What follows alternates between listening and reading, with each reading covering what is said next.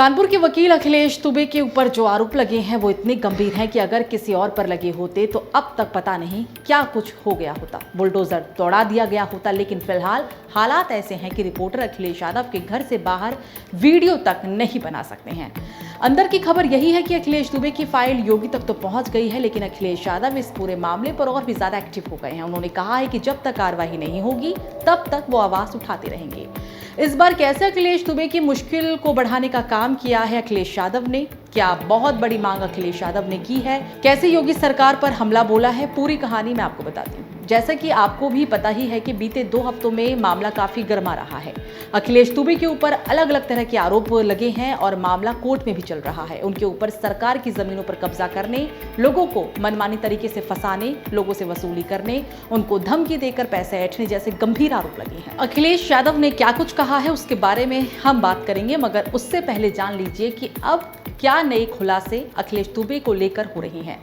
अमर उजाला की रिपोर्ट को आप देख सकते हैं। अमर उजाला ने अच्छे तरीके से इसको लेकर कवर किया और रिपोर्ट में दावा किया गया कि एसआईटी की जांच में साफ हो गया है कि जेल में बंद अधिवक्ता अखिलेश दुबे के दरबार में हाजिरी लगाने वाले अधिकारी भी थे, जिनमें तीनों सीओ के परिजन और रिश्तेदार कंस्ट्रक्शन कंपनी में 20-20% के हिस्सेदार हैं। इस कंपनी में अखिलेश का बेटा और उसका भतीजा भी साझीदार है। दावा किया गया है कि इनकी नजर विवादित जमीनों पर रहती थी। मामले की पड़ताल कर रही एसआईटी अब इस कंस्ट्रक्शन कंपनी के माध्यम से की गई संपत्तियों की खरीद फरोख्त की जांच कर रही है। दावा किया गया है कि शहर में तैनाती के दौरान अखिलेश के दरबारी रहे वर्तमान में मैनपुरी में सीईओ ऋषिकांत शुक्ला, लखनऊ के सीईओ विकास पांडे और हरदोई के सीईओ संतोष सिंह को एसआईटी ने कारण बताओ नोटिस भी भेजा है।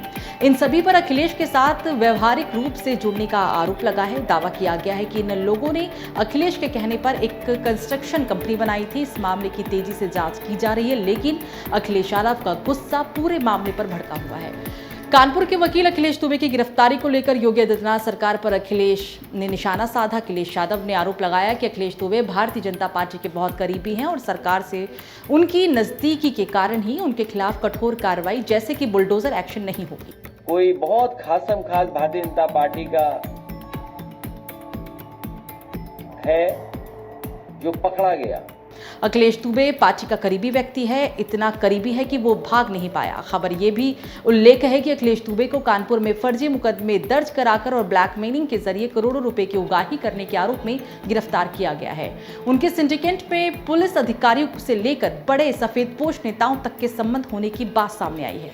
अखिलेश यादव ने सरकार पर तंज कसते हुए कहा कि भाजपा से जुड़े लोगों पर प्रशासन सख्त कार्रवाई नहीं करता। कुल मिलाकर इस मामले में अखिलेश यादव काफी एक्टिव है और उन्होंने ये भी कह दिया है कि देखते हैं न्याय होता है कि नहीं और वकील पर कितना बड़ा एक्शन होगा।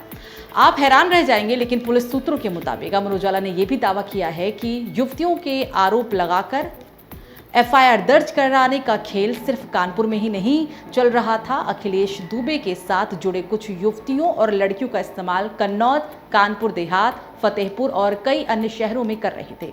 उनकी ओर से ये सिर्फ दुष्कर्म के मामले नहीं दर्ज कराए गए हैं, कुछ जगहों पर छेड़छाड़, घूरना, हाथ पकड़ने जैसे आरोप भी लगाए गए हैं।